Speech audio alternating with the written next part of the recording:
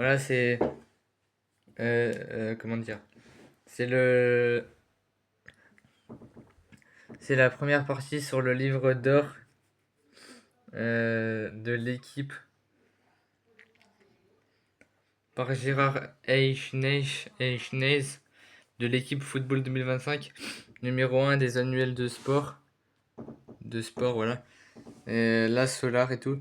Là, on voit Dembélé qui soulève la Ligue des Champions avec le staff de l'équipe, hein, le directeur sportif, les joueurs.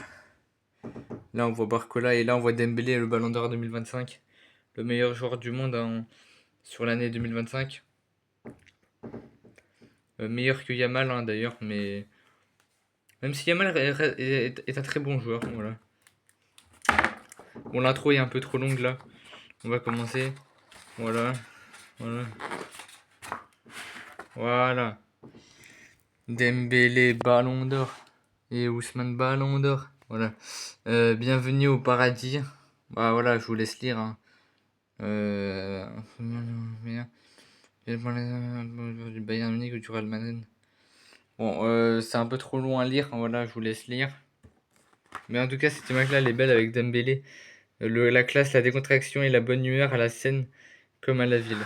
Personnellement, c'est mon joueur préféré, Dembélé. C'est le joueur le plus puissant actuellement. Adrien Rabiot, toujours solide au poste et efficace avec l'équipe de France comme avec l'OM. Ouais, Adrien Rabiot, c'est vrai que c'est un bon joueur. Après, moi, c'est pas mon joueur préféré, mais voilà. Voilà, ça c'est le sommaire. Le club de l'année, bah c'est Paris, hein, logique. Le Paris Saint-Germain, la longue patience de Marquinhos est enfin récompensée. Parisien depuis 12 saisons, il va enfin pouvoir soulever la coupe aux grandes oreilles de tous ses rêves. Là, avec Désiré Doué, hein, le meilleur jeune de la compétition. Ouais. 14 ans et toutes ses dents. Avec la conquête de la Ligue des Champions, c'est une sorte de merveilleux épilogue qu'a connu le PSG version Qatari, mais le chemin pour y parvenir fut loin d'être de tout repos. Tu m'étonnes, hein. Ça a été très compliqué, hein, beaucoup d'humiliations qu'a subi le PSG, mais à la fin, ils ont gagné la Ligue des Champions, c'est le plus important. Euh, voilà, ça c'est Zlatan Ibrahimovic, la révolution Zlatan. Zlatan Ibrahimovic, Nasser Al-Khelaifi, le directeur sportif Leonardo, a largement aidé le club à grandir. Voilà. La C1 au plus haut des cieux, symbole positif de l'ère de QSI Marquinhos est au comble d'un bonheur auquel son voisin Achraf Hakimi est loin d'être étranger. Parce qu'il a déjà soulevé la Ligue des Champions, Hakimi. La déflagration Neymar Mbappé. Je vous laisse lire si vous voulez. Voilà. Kylian Mbappé, Neymar, un tandem souvent magique. Souvent magique, mais parfois désaccordé. Le pire moment de l'histoire du PSG Qatari. Voilà, on voit pas bien. Sergi Roberto conclut la remontada en trompant Kevin Trapp, Levin Kurzawa et Lionel Messi n'en croient pas leurs yeux. Et, et Lionel Messi n'en croit pas leurs yeux, ok. Ah oui, ça c'est la fameuse remontada, hein. Un des matchs les plus historiques de la Ligue des Champions, hein, qui est terminé par un 6-5 de mémoire, je sais plus. Ouais, je sais plus exactement, mais attends, j'ai besoin de lire. Euh, voilà, 6-5. Ah, la fameuse image, hein, un des trios les plus emblématiques du football. Hein. Après, il n'a pas été incroyable ce trio. Luis Enrique a tout changé. Le trio Lionel Messi, Kylian Mbappé, Neymar transforme un immense espoir en désenchantement. La politique des Galactiques est bel et bien vouée à l'échec. Ouais, tu m'étonnes. Hein. Voilà. Voilà.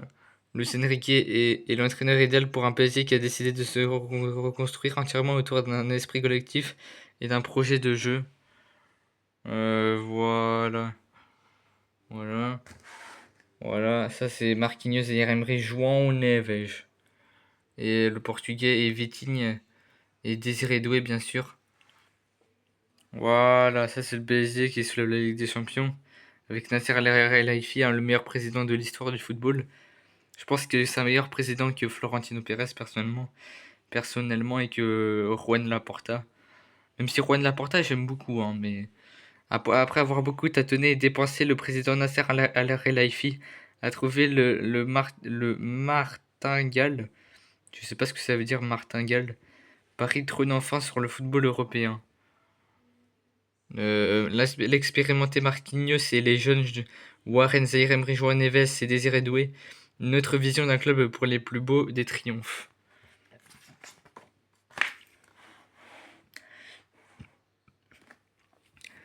Ça, c'est Dembélé quand il était à Barcelone. Mbappé lui offre des lumières.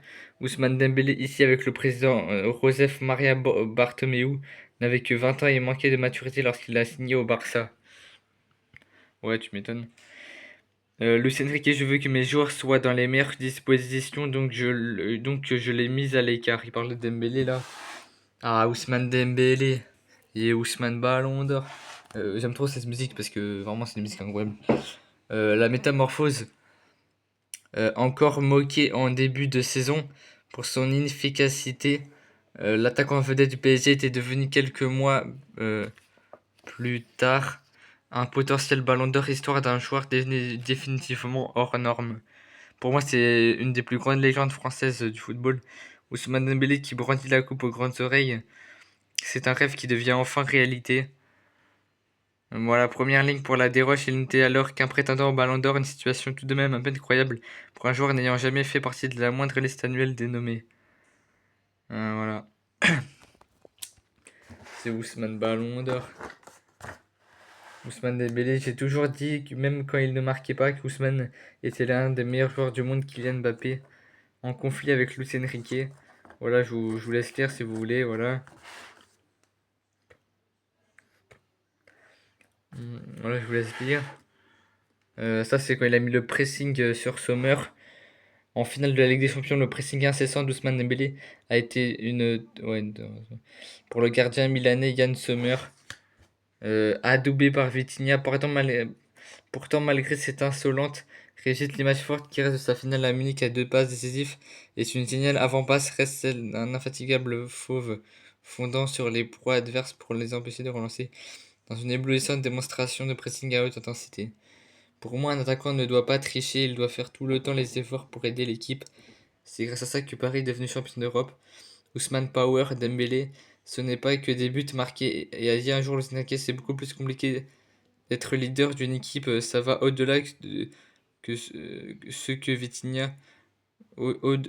Attends, c'est intéressant ça. C'est beaucoup plus compliqué. Être leader d'une équipe, ça va au-delà. C'est ce que Vitinha, le régulateur de l'équipe, résume ainsi. Le face Ousmane est à 100%. Dans le match, nous donne envie de l'aider et de donner plus sur le terrain. C'est une incroyable forme de leadership. Voilà, je vous laisse. Kylian Mbappé et Ousmane Dembélé ont noué une véritable amitié dont profite à plein l'équipe de France. Euh, bref, c'est un peu mignon. Le roi soleil Luis Enrique Vili Pandé. Bon, je sais pas du tout ce que ça veut dire.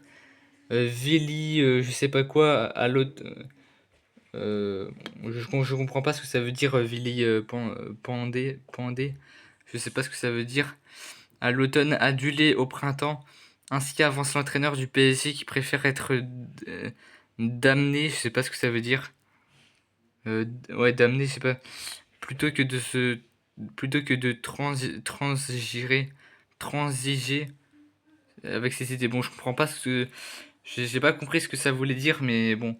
En gros, c'est le roi soleil et Enrique. Au plus que parfait en tant qu'entraîneur de club, il a remporté les 11 finales qu'il a disputées. Luis Enrique a fait un travail incroyable à Paris, il a transformé l'équipe José Mourinho. José Mourinho et Luis Enrique, c'est mes deux entraîneurs préférés, avec Didier Deschamps et Zidane. Les leçons à donner à Mbappé. Voilà, après on va finir avec cette page-là. Parce qu'après 10 minutes, c'est déjà assez long. Sous le feu des critiques. Voilà. Euh, Et après, pour la suite, je vous montrerai. Pour la partie 2 je vous montrerai les pages sur l'équipe de France. Voilà, c'est. Là c'est Mbappé. Sous le feu des critiques. Voilà, c'est terminé, voilà.